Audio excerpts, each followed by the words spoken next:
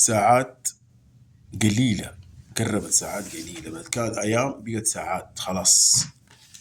والمباراة المرتقبة والكبيرة إن شاء الله العيد يكون عيدين، بدل عيد واحد يكون عيدين، عيد رمضان الكريم وتأهل الهلال لدور الثمانية.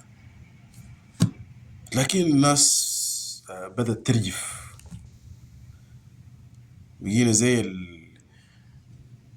العريس لما يكون عرسه باقي له اسبوعين ثلاثة اسابيع تلقاه شغال بحماسه كده وهنا فرحان.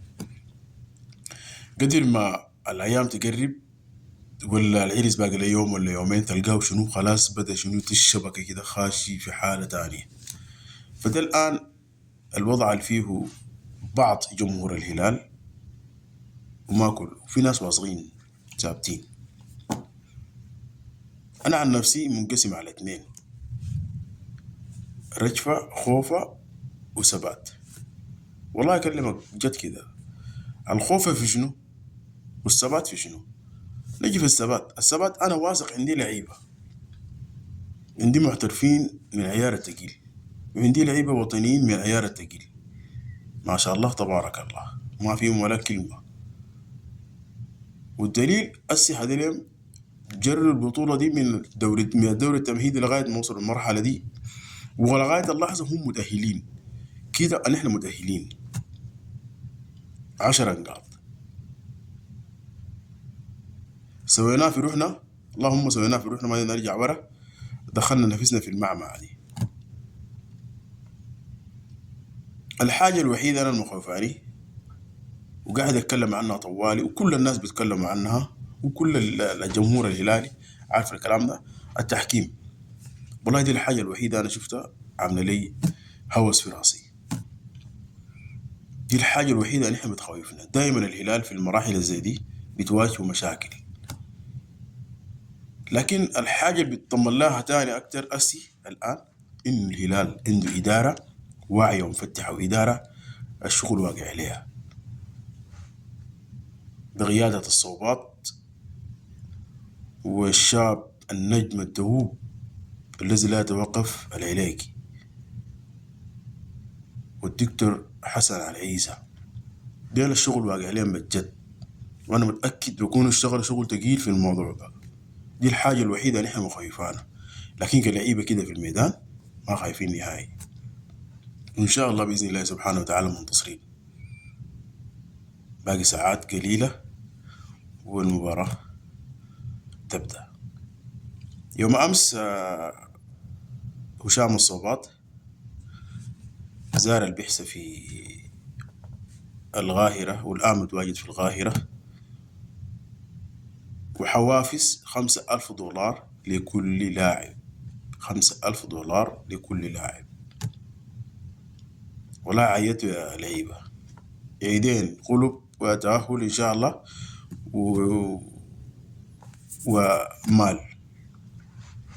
لكن بس الهدية الوحيدة اللي يقدموها للشعب السوداني وشعب الهلال بصفة خاصة تأهلكم للدور الجاي، تأهلكم لدور الثمانية. دي الحاجة الوحيدة اللي انتوا تقدموها، لأنه ما في رئيس نادي ولا في نائب رئيس نادي ولا في من الأخطاب بيجي بدي له واحد من الجمهور حافز مادي. دي الحاجة الوحيدة بتفرحنا، إنه تغلبوا لينا ولا تتأهلوا لينا. عشمانين في الغلب ولا بعيد، وليه ما نغلب؟ عندنا اللعيبة، عندنا الخامات، وعندنا كله، فالموضوع ما صعب. في النهاية هي كرة قدم، والكورة بقت عالمية. أنا ضد فكر إنه والله أنا خارج الملعب ألعب كورة قافلة أجي ألعب في ملعبي كورة مفتوحة، لشنو يعني؟ وللناس اللي اليوتيوبر السوداني والمحللين السودانيين طلعت أرباعهم ما كلهم يقول لك الخطة الدفاعية المحكمة. يا عمي خطة دفاعية محكمة بتاعت شنو؟ والله صدقني تلعب خطة دفاعية والله العظيم تتدق لما انت عامل، تنقلب لما انت عامل. اوعى فلغران يفكر يلعب بخطة دفاعية نهائيا. تلعب هجوم طوالي، ولا في شيء بحط لك ذاته انك بخليك تلعب خطه دفاعيه ليه يعني؟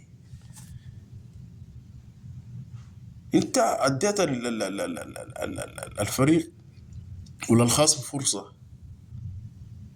رجعت ليه ورا، اكيد حيجيك قدام.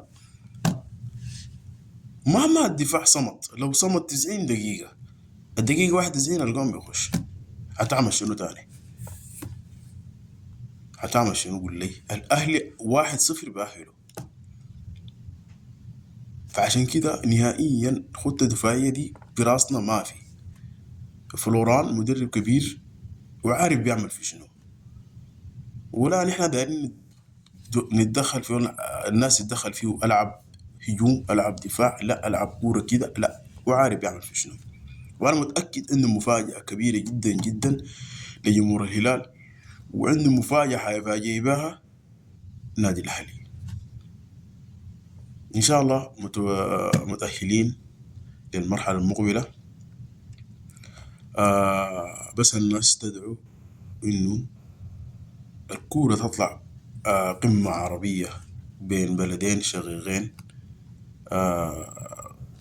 تليق بأفريقيا وتليق بالوطن العربي، وخالية من المشاكل داخل الملعب والاحتكاكات. الهازم المهزوم يهني المتأهل، والمتأهل يقول للمهزوم هارد لك في مقبل المباريات. في النهاية هي لعبة قدم، كرة قدم، وما في داعي إنه الناس تخش في احتكاكات وتخش في مشاكل في غنى عنا يعني. لغاية هنا، اللايك يا شباب، أهم شيء عليك الله. لو ما مشترك اتأكد إنك مشترك معنا. السلام عليكم ورحمة الله.